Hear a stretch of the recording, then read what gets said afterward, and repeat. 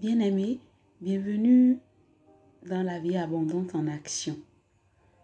De par cette chaîne, nous aurons des temps d'évangélisation, des partages pour exhorter, pour étudier la parole de Dieu, enseigner également, conformément à la source de la vie abondante, l'auteur du salut éternel, qui est notre Seigneur Jésus-Christ.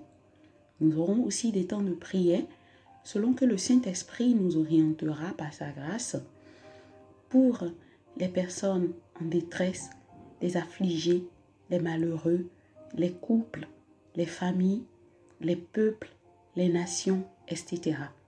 Je vous prie de bien vouloir vous disposer afin de participer pleinement à la vie abondante pour également en jouir convenablement.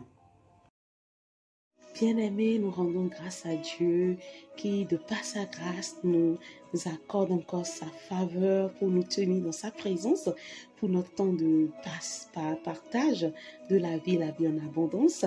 Et aujourd'hui, nous nous tournons dans le 26e chapitre du livre d'Ézéchiel.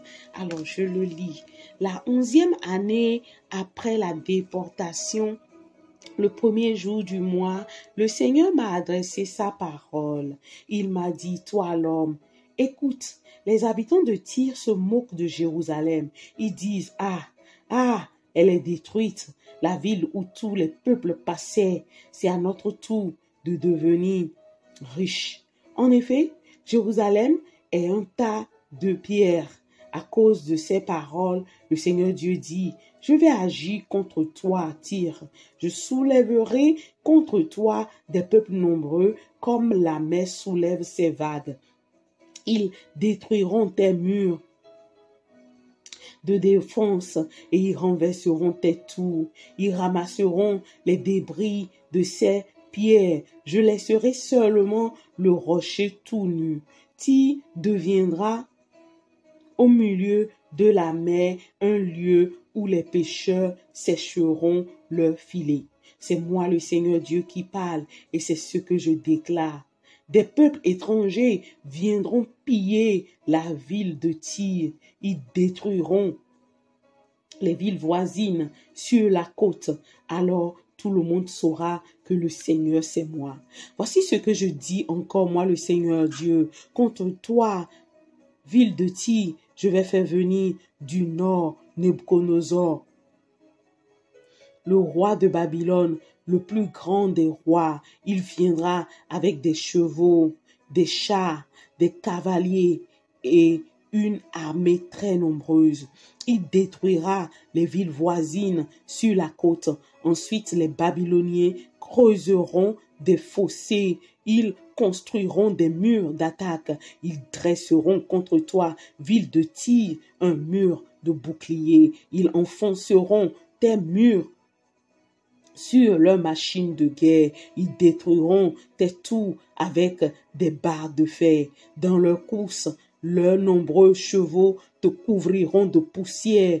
Tes murs trembleront à cause du bruit des cavaliers et du roulement des chars. En effet, ils entreront par tes portes comme on entre dans une ville après qu'on a troué les murs. Ils écraseront le sol de tes rues sous les sabots de leurs chevaux.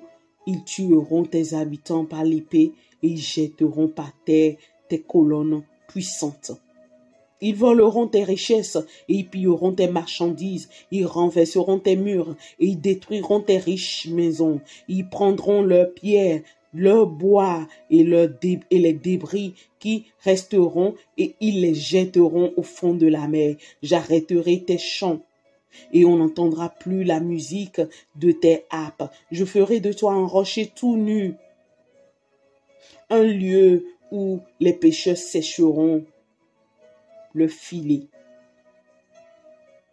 On ne te reconstruira pas. Oui, c'est moi le Seigneur Dieu qui parle et c'est ce que je déclare. Voici ce que moi, le Seigneur Dieu, je dis à la ville de Tyr au moment où tu seras détruite. On tuera tout le monde à l'intérieur de tes murs et on entendra les blessés gémir. À ce moment-là, ceux qui habitent les îles au loin trembleront de peur.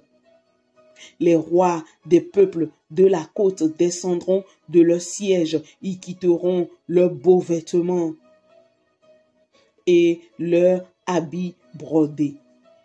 Ils seront couverts de peur et ils s'assoiront par terre. Ils n'arrêteront pas de trembler et ils seront terriblement effrayés à cause de toi. Ils chanteront sur toi ce chant de deuil. Hélas, tu es détruit. Toi, la ville célèbre, tu as disparu des mers. Tes habitants étaient puissants sur la mer et tous en avaient peur.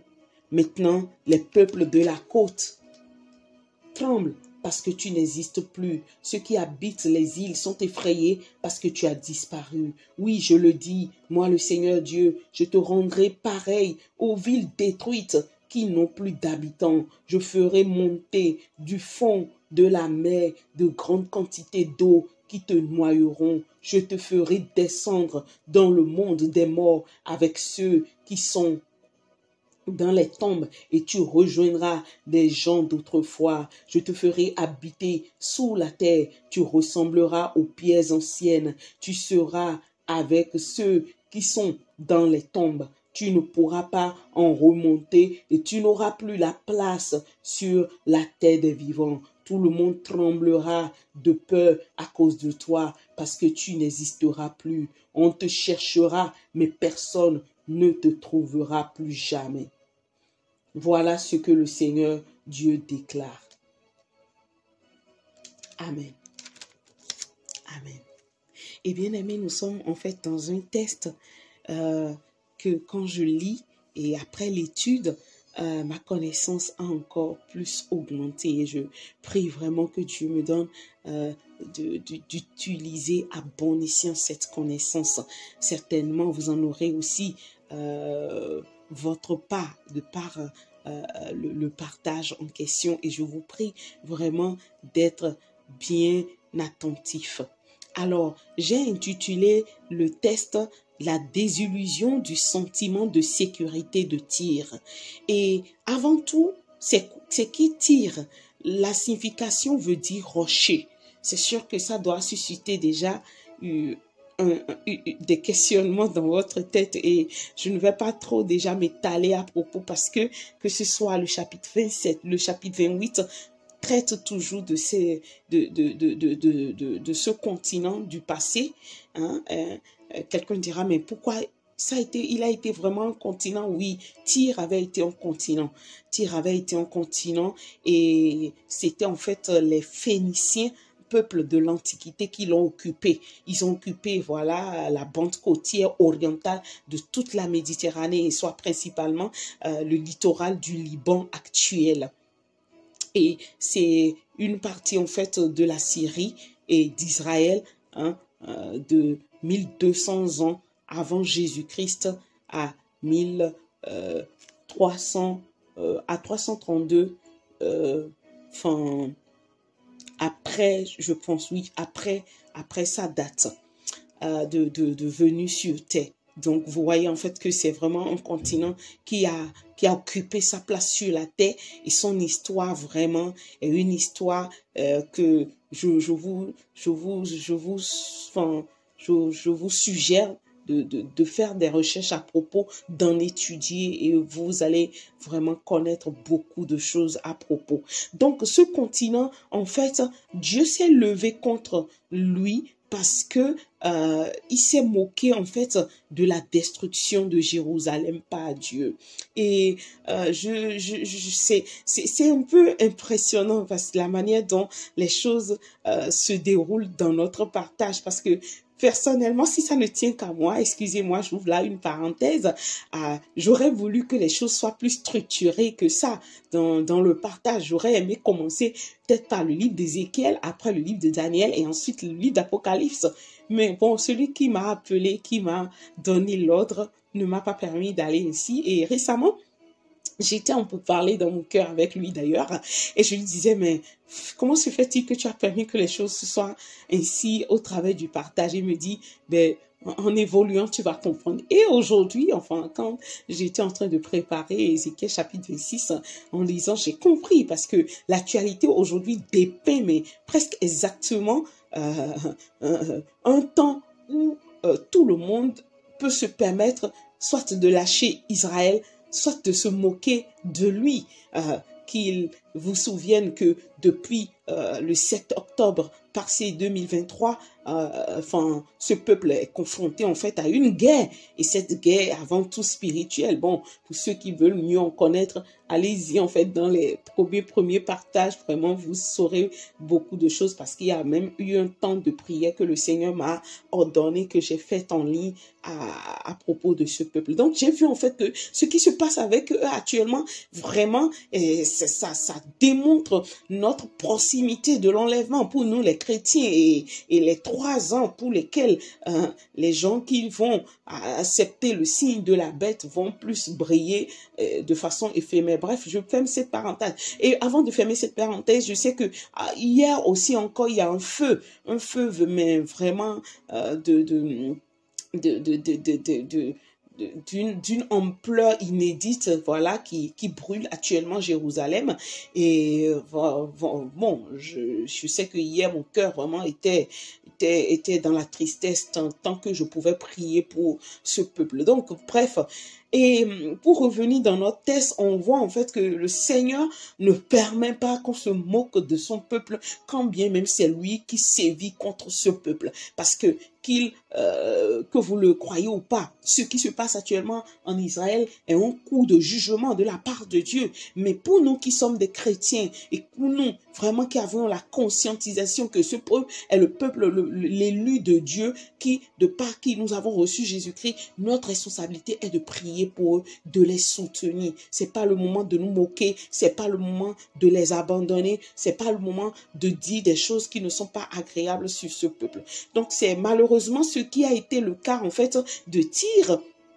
Et Dieu ne s'est pas tué à propos. Il a décidé en fait de détruire tout le continent. Et quelqu'un dirait, mais dans la Bible, on parle en fait de la ville et toi tu parles du continent. Mais si tu as le temps, va étudier en fait la superficie et tu verras que Tyr vraiment était en fait un peuple continental. Voilà. Bref.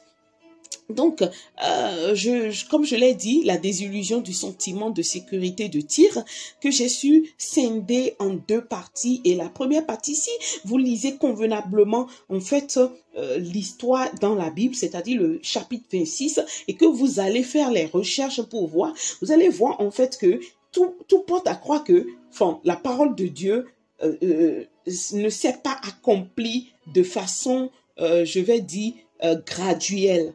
Et oui, effectivement, c'est le cas.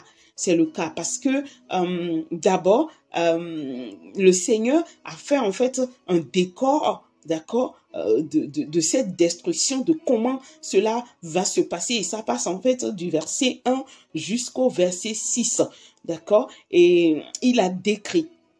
Et après, à partir du verset 7, il a dit comment il va susciter le roi Nebuchadnezzar contre ce peuple pour sa destruction totale, et comment un relais toujours des Babyloniens, voilà, se lèvera pour creuser des fossés, c'est-à-dire des digues, afin de faire des murs d'attaque qui vont dresser contre ce peuple continental.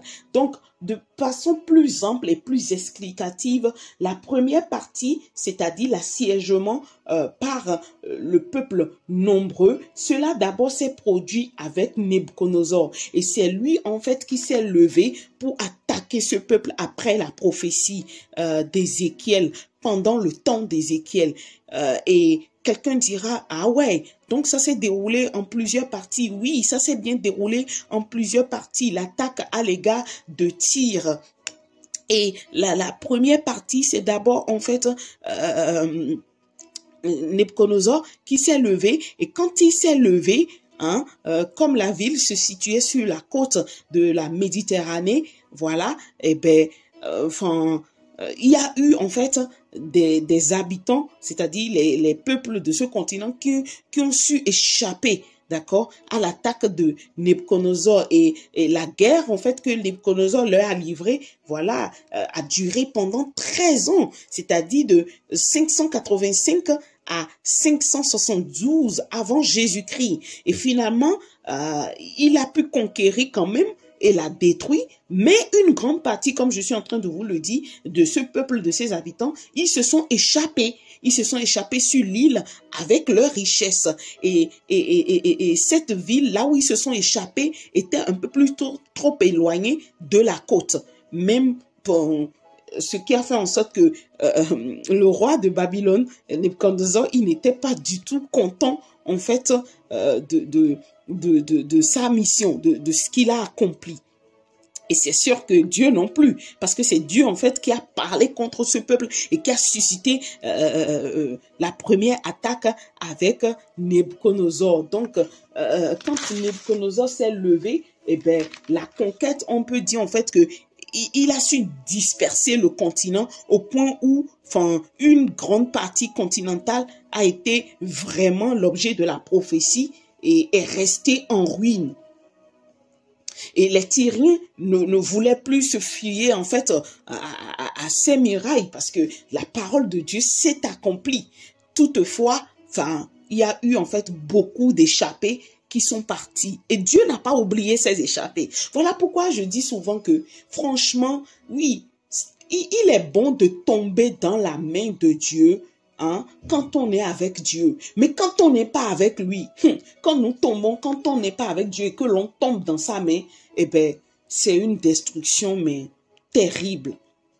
Donc, la première attaque, voilà, s'est bien passée, mais a été non aboutissant selon les objectifs de Dieu. Et pour la deuxième partie, l'assiègement maintenant avec un peuple nombreux, et ça s'est fait en fait avec Alexandre le Grand. Eh oui, c'est Alexandre le Grand que Dieu a utilisé dans le temps. Et parce que le temps d'Ézéchiel est passé, mais les habitants de ce peuple sont restés encore en vie en tant que des échappés dans d'autres villes, dans d'autres endroits. Donc, Dieu a voulu vraiment s'assurer d'effacer complètement ce peuple de la terre. Je prie vraiment que Dieu nous garde vraiment de tomber si bas avec lui dans le nom de Jésus-Christ. Et Dieu maintenant a utilisé les Grecs, qui vous souviennent que les Grecs, quand on parle aujourd'hui de Babylone, ce sont en fait des peuples à qui Dieu a donné la prééminence, le pouvoir, les puissances du monde entier, mais qui ne font pas de Dieu leur priorité. Donc, quand le temps d'Ézéchiel est passé et que les réchappés continuaient leur vie sur la côte sur lesquelles ils ont pu s'échapper, et ben Dieu suscite maintenant en retour les Grecs, d'où Alexandre le Grand. Et vous savez ce qu'ils ont fait, c'est exactement ce que la parole de Dieu a dit. Les Grecs ont utilisé toutes les ruines, c'est-à-dire le bois et la poussière de l'ancienne Tyr pour mener à bien ce projet phénoménal. Oh, c'est terrible. Ainsi, effectivement, l'ancienne Tyr est devenue un rocher nu, conformément à la parole de la prophétie, d'accord, avant, c'est-à-dire 250 ans avant qu'Alexandre ne vienne réattaquer, en fait, là où les réchappés sont allés se réfugier sur les côtes.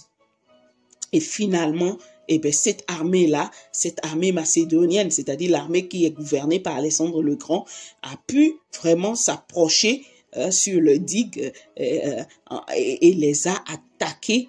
Et après 7 mois, eh bien, la nouvelle Tyr, c'est-à-dire celle que les réchappés ont reconstituée, vraiment a été totalement détruite. Alexandre s'est ainsi vengé cruellement de sa résistance. Et il a fait quoi? Il a détourné 30 000 enfants et femmes et vieillards et les a vendus en esclavage. 2000 hommes ont été crucifiés au long de la côte et 8000 ont été tués. Donc la nouvelle victoire de par les Grecs, que Dieu lui-même a permis, s'est répandue vite au Proche-Orient, c'est-à-dire les autres nations de l'alentour. Et effectivement, ces nations maintenant ont compris la leçon que Dieu voulait leur inculquer. C'est au niveau de 15e verset, c'est-à-dire à partir de la dernière partie jusqu'au verset 17, je le lis. À ce moment-là, ceux qui habitent les îles au loin trembleront de peur. Les rois des peuples de la côte descendront de leur siège. Ils quitteront leurs beaux vêtements et leurs habits brodés. Ils seront couverts de peur et ils s'asseront par terre. Ils n'arrêteront pas de trembler et ils seront terriblement effrayés à cause de toi. Ils chanteront sur toi ce chant de deuil. Bref, je vous épargne en fait le chant de deuil. Mais on comprend en fait que vraiment cette destruction était terrible parce que quand la peur s'est emparée des autres rois, des autres chefs, des autres peuples de l'alentour, Alexandre le Grand s'en est servi pour poursuivre sa conquête, d'où l'histoire en fait de la conquête du monde de par Alexandre. Et on apprend là aussi que la peur vraiment est l'allié de la destruction. Bien-aimé, si tu es quelqu'un et que tu n'as pas encore donné ta vie à Jésus-Christ, sache que tu ne peux pas prévaloir sur la peur. Mais quand ta vie est en vérité à Jésus-Christ, même quand tu seras confronté à une situation effroyable ou apeurante, l'Esprit de Dieu saura vraiment te protéger, te préserver, te donner des paroles qui vont apaiser ton cœur. Donc, moi, je comprends par là aussi que quand Dieu décide quelque chose, qu'importe le temps qui passera, qu'importe le temps qui courra, il finit toujours par atteindre son objectif. Et je peux dire, vaut mieux être avec Dieu et tomber dans sa main que de ne pas être avec lui et tomber dans sa main. Parce que quand on n'est pas avec lui et qu'on tombe dans sa main, la destruction, elle est terrible. La destruction, elle n'a plus de suite. Et je prie dans le nom puissant de Jésus que l'Esprit de Dieu vraiment nous garde les membres de nos familles, afin qu'il n'y ait personne qui ne soit point avec le Seigneur jusqu'à tomber dans sa main, dans le nom puissant de Christ Jésus. Et si vous avez aussi peut-être des interrogations en se disant, franchement, mais pourquoi alors on peut se taire soi-même, pourquoi c'est que Dieu, qui peut prendre la vengeance de ces gens de peuple? Je vous ramènerai en fait dans le livre de Deutéronome, chapitre 2, verset 9 et aussi verset 19. Et à travers en fait ces références, on comprend en fait que quand on est vraiment avec des peuples peut-être amis ou famille et qu'il en vient de l'injustice d'une manière ou d'une autre, nous, notre quête, notre responsabilité est de le faire savoir d'abord à nos frères et sœurs autour de nous et de porter la situation dans la prière et ne jamais chercher à se venger d'une manière ou d'une autre. Alors, je me permets de lire en fait le verset 9, d'accord, de Deutéronome chapitre 2. Il se lit ainsi, le verset 9 de Deutéronome chapitre 2. Je le lis. Puis le Seigneur m'a dit, n'attaquez pas les Moabites, ne commencez pas à les combattre, je ne vous donnerai aucune terre en partage dans leur pays. En effet, c'est aux gens de la famille de Lot que j'ai donné le pays d'Ar en partage. Le verset 19 dit ceci. Le verset 19, il dit ceci. Alors, il dit ceci. Vous allez arriver en face du pays des Ammonites. Ne les attaquez pas. Ne commencez pas à les combattre. Je ne vous donnerai aucune terre en partage dans leur pays. En effet, c'est aux gens de la famille de Lot que j'ai donné cette région en partage. Alors, si vous connaissez un peu l'histoire de Abraham, de Lot, Lot est le neveu d'Abraham. Donc, à un moment donné, la promesse de Dieu s'est accomplie pour le peuple israélite de par la fidélité et l'amitié qu'a tissé Abraham avec Dieu. Et quand Israël sortait en fait de l'Égypte et passait par le désert, eux, pour eux, c'était logique d'attaquer ce peuple. Mais Dieu leur a dit non. Quand bien même ce peuple ne s'est pas bien comporté. Et c'est lui-même vraiment qui s'en occupe.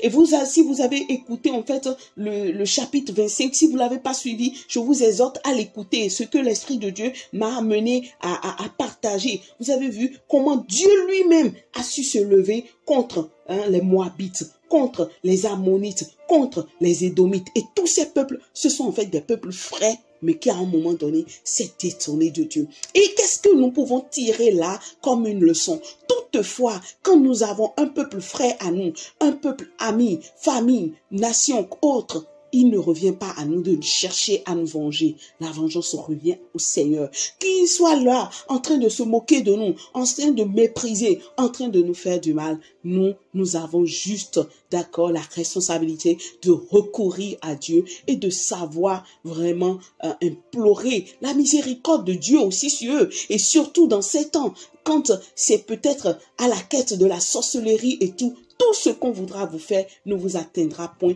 jusqu'au moment où Dieu lui-même, il va se lever pour régler leur compte. Donc, pour un bref résumé, dans ce texte d'Ézéchiel chapitre 26 que nous avons divisé en deux et que nous avons intitulé la désillusion du sentiment de sécurité de Tyr. On a vu que la parole de Dieu a fini par s'accomplir, quand bien même une partie a semblé s'accomplir au temps d'Ézéchiel, c'est-à-dire l'assiègement par des peuples de plus grand roi Nebuchadnezzar qui n'a pas traité ce peuple-là, comme le cœur de Dieu l'a voulu. Dieu a suscité en deuxième partie Alexandre le Grand pour atteindre son objectif. Et toutes ces nations, c'est-à-dire qui ont compris la leçon, qui aussi avaient une quête de responsabilité, mais qui n'ont pas assuré comme cela se doit, ils ont été aussi attaqués. Donc, on comprend que quelque chose ne peut pas advenir à notre semblable sans que, peut-être en balayant du revers de la main, disons, ça ne me regarde pas. En tant que chrétien, vous êtes coupable ainsi. Et on a vu que quand Tyr, voilà, a dit, ça me regarde pas, c'est le moment pour moi de m'enrichir, parce que maintenant, Dieu lui-même s'est occupé de ce peuple. C'est en ce moment-là que Dieu s'est levé contre Tyr. Alors, je prie vraiment que le Saint-Esprit nous donne plus de la clarté, plus de discernement, plus de la sagesse de Dieu pour que nous sachions bien nous comporter dans ces temps. Parce que pour ma part, nous sommes exactement vraiment dans ces temps. Et celui qui veut avoir plus de sagesse, n'a qu'à vraiment se plonger dans la parole de Dieu, dans ces livres, même aussi le livre de Chroniques, le livre des rois, pour accroître encore plus de connaissances et afin de bien se comporter dans ce siècle, sous ce soleil, et vraiment être quelqu'un que Dieu apprécie, que Dieu continue d'aimer, que Dieu continue de protéger, d'entretenir malgré tout. Je n'irai pas plus loin. Je vais m'arrêter ici et je vais prier vraiment pour les familles, je vais prier pour les peuples, je vais prier aussi pour l'Église. Père, dans le nom de Jésus-Christ, merci pour ta parole, cette parole qui porte la vie. Oh, elle m'est tellement chère au cœur et je veux te remercier de par les indications, les révélations, et on voit que le temps qu'Ézéchiel avait traversé, nous sommes exactement dans ce temps. Et pour ma part, je veux d'abord te porter vraiment Israël qui est en train de passer par un temps de jugement. Oui, nous avons vu hier dans l'actualité comme un feu terrible a pris en fait des deux parties en fait de ce territoire, et nous implorons ta miséricorde sur Israël, Père, dans le nom de Jésus, ta compassion sur Jérusalem. Souviens-toi, Seigneur, des tiens, souviens-toi, oh, du reste à attire encore à toi, Père. Sauve encore pour Jésus-Christ. Oh, dans ce territoire, dans le nom puissant de Jésus, alors qu'il y en a beaucoup qui se lèvent, Seigneur, oh, pour les dédaigner, pour les mépriser, oh, pour leur dire vraiment, oui, qu'est-ce qu'ils croient? Ils sont les peuples chéris de Dieu, ils ne le sont pas, voilà, ils sont sous le coup de jugement, ils doivent subir. Oh, pour ma part, Père, je lève ma voix et je prie pour ce peuple, afin que ta colère s'apaise à leur égard, que ta compassion surabonde, Seigneur, sur leur vie, dans le puissant nom de Jésus-Christ, et que ta main soit posée sur leur cœur, et que tu ouvres leur esprit pour qu'ils voient et discernent le temps qu'ils sont en train de passer pour retourner à toi, afin que tu puisses sauver la multitude dans le nom de Jésus-Christ. Père, je prie pour nos familles respectives, ceux qui ne sont pas encore entièrement à toi, Seigneur, qui se permettent d'avoir un pied dedans, un pied dehors. C'est toi qui es le Dieu qui amène les cœurs à toi, qui peut fléchir les cœurs. Je prie afin que tu parcours ces vies, que tu les localises et que tu les amènes à toi, Père, qui ne courent point leur propre ruine dans le nom puissant de Jésus-Christ. Oh, qui ne fassent point leur propre destruction. S'ils en ont fait, alors que tu nous donnes, Seigneur, à ceux que tu as donné la clairvoyance, le discernement, de se tenir à la brèche, je prie que de par nos prières, tu les ramènes à toi, tu les sauves, tu les libères, tu les délivres dans le puissant nom de Jésus. Je prie aussi pour le corps de Christ. Seigneur, nous n'en sommes pas des moindres et nous voyons ce qui se passe aujourd'hui. Je prie dans le nom puissant de Jésus afin que tu enracines ton église dans ta vérité, dans le nom puissant de Jésus, que tu nous gardes, Seigneur, oh, d'être de ceux qui se croient plus puissants. Oui, peut-être être l'auteur, le responsable d'une église au détriment de toi, Jésus-Christ. Oh non, Seigneur Jésus, c'est toi qui as versé ton sang pour l'église. Alors pardonne pour toutes les fois où un serviteur, un apôtre quelconque, une autorité s'est crue au-dessus de toi, prenant des décisions qui ne sont pas à la gloire de ton nom. Que vraiment ton esprit sache faire revenir les cœurs, les vies à toi, Seigneur, sans mépris, Seigneur, sans dédain, sans moquerie, afin que ta colère, Seigneur, ne nous localise point. Merci, Père, parce que tu entends la prière. Au nom de Jésus-Christ, nous avons prié. Amen. Bien-aimés, recevez mes salutations et recevez tout autant les salutations de notre Seigneur Jésus-Christ. On se dit à très bientôt dans un autre temps de la vie en abondance. Demeurez bénis. Au revoir.